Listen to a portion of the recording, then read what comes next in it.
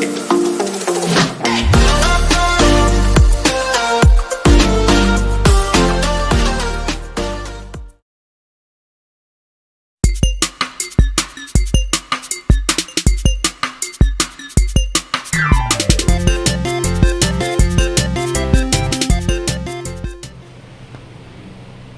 baik. Selamat pagi anak-anak. Pagi. Ya. Bagaimana kabarnya hari ini? Baik. Sebelum kita memulai pelajaran, marilah kita berdoa terlebih dahulu. Kita minta ketua kelasnya untuk memimpin kita di dalam doa. Dalam hati saja ya. Ya, silakan ketua kelasnya. Marilah sebelum belajar kita berdoa menurut agama dan kepercayaan masing-masing. Berdoa.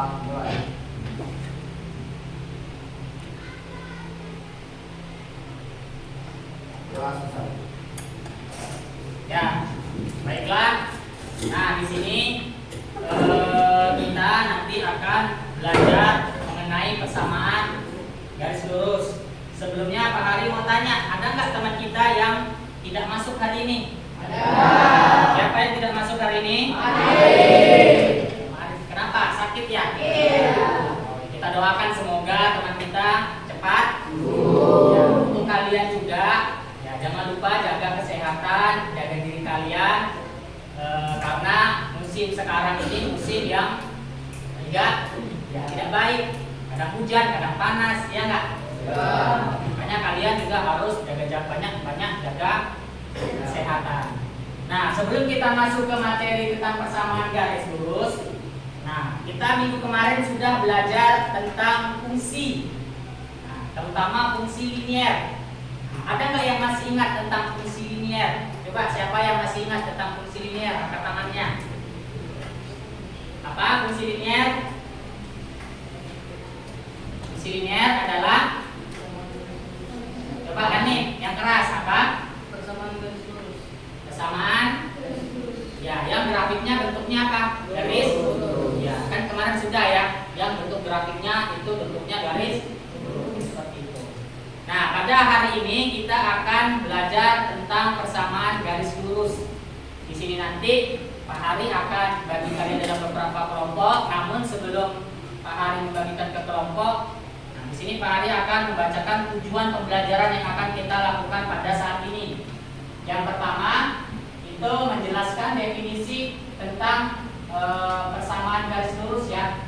Kemudian baru menjelaskan definisi kemiringan garis lurus. Terus menentukan gradien atau kemiringan garis dari suatu garis lurus dengan benar. Kemudian nanti kalian akan juga belajar mengenai menggambar grafik persamaan garis lurus. Nah, untuk manfaat kita belajar tentang persamaan garis lurus ini nanti bisa kalian gunakan nanti dalam memprediksi sesuatu ya, khususnya masalah-masalah yang berkaitan dalam kehidupan kita sehari-hari. Nah, di sini nanti yang akan kalian pecahkan, yang pertama ada satu masalah. Di sini Pak Nardi mengendarai mobil dari kota A menuju kota B dengan kecepatan 40 km per jam. Jika waktu tempuh Pak Nardi dari kota A ke kota B adalah 3 jam, nah ada pertanyaan yang pertama, jarak tempuh Pak Nardi setelah 1 jam kira-kira berapa kilo? Terus jarak tempuh Pak Nardi setelah 2 jam. Kemudian jarak tempuh Pak Nardi setelah 3 jam. Kemudian melukis grafik jarak terhadap waktu yang ditempuh oleh Pak Nardi pada bidang kartesius dengan skala yang ada nanti pada LKPD. Kemudian juga nanti ada masalah yang kedua. Nah, di sini ada keranjang tempat tidur. Coba ada nggak yang di rumah bentuk keranjang tempat tidurnya seperti ini? Nggak ada ya? Nggak ada ya. Nanti kalau udah besar, kalau udah bisa merakit sendiri, cantik seperti ini ya. Ya, ada tingkat seperti itu. Nah, nanti kalian diminta menentukan kemiringan tangga. Kemiringan tangganya kira-kira berapa? Yang nanti akan kalian diskusikan dalam kelompok. Nah, sekarang Pak Hari akan bagi kalian ke dalam beberapa kelompok, adalah 4 kelompok. Kelompok yang pertama itu ada Abi, ada Mia, ada Dela, dan ada Itu. Kelompok yang pertama. Kelompok yang kedua ada Riki, ada Muji, ada Arpan, ada Anjas, dan ada Ibnu. Ya. Kemudian kelompok yang ketiga ada Dava, ada David, ada Tama, ada Hanif, dan Dika. Nah, sisanya masuk ke dalam kelompok keempat. Nah, silakan kalian membentuk suatu kelompok. Kelompok 1 di sebelah sini, kelompok 2 sebelah sini, kelompok 3 sebelah sana, kelompok 4 di sebelah sana. Ya, silakan kursinya dan mejanya digabungin jadi satu.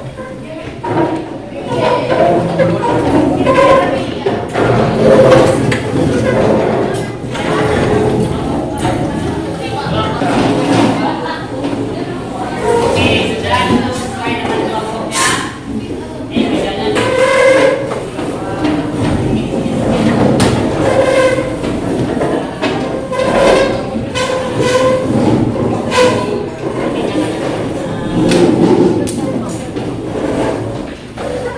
Nah, baik, di sini Pak Hari sudah memberikan LKPD untuk kalian masing-masing. Jadi di sini ya per kelompok ya.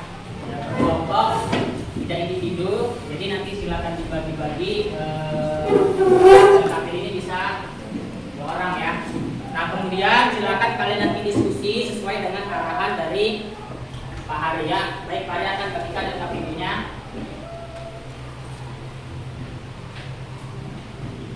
Silakan dibuat nama, silakan dulu dibuat nama kelompoknya.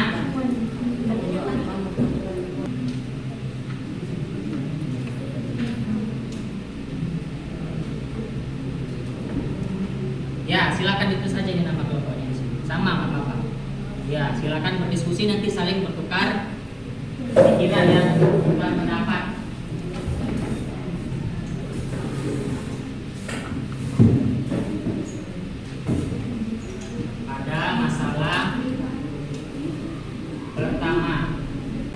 Iya, karena bentuknya apa? Garis? Iya, garis lurus.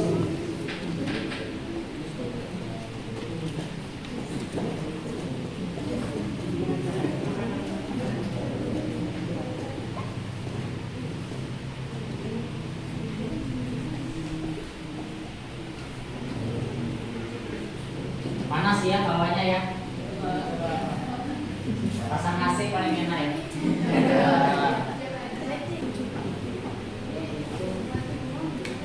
Ya satu ini aja. Kalau kan nanti Y-nya diganti jadi F6 karena dia namanya fungsi di F. Jadi Y-nya diganti dengan istilah Fx. Jadi Fx sama dengan berapa?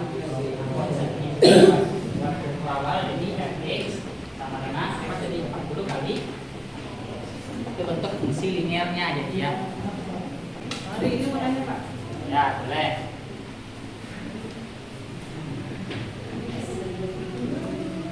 Nah, jadi bentuknya ini lihat, kalau dia Y-nya X-nya sama dengan 1, maka Y-nya sama dengan 40. Kalau X-nya 2, maka Y-nya 80. Kalau X-nya 3 dan seterusnya kan. Berarti kalau dia acuannya kemana yang pertama? 4. Berarti Y-nya sama dengan berapa? 40 dikali ya 1 kan. Terus bisa lagi nanti 80 dikali 2. 80 dikali 2 itu sama dengan 40 dikali. Nah, dan seterusnya kan. 40 dikali dari 3, 40 dikali dengan. Nanti persamaannya Y sama dengan 40 dikali ini apa namanya? Sumbu apa ini? X ya, ini 40 kali X ya, coba dibuat. Jadi Y-nya sama dengan 40 dikali ya X. Nah, ya harus lihat bentuknya, fungsinya yang mana? Bentuk fungsinya kan yang bentuk ini jadi Fx sama dengan 40 kali X ya. Itu satu pengantarnya saja Fx karena dia. Oh, yang kedua, silakan Ricky membacakan dari hasil yang pertama sampai yang bagian yang F aja ya. Kita beri tepuk tangan dulu untuk kelompok kedua.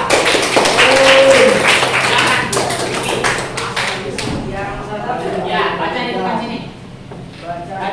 Ya, di sini depan sini.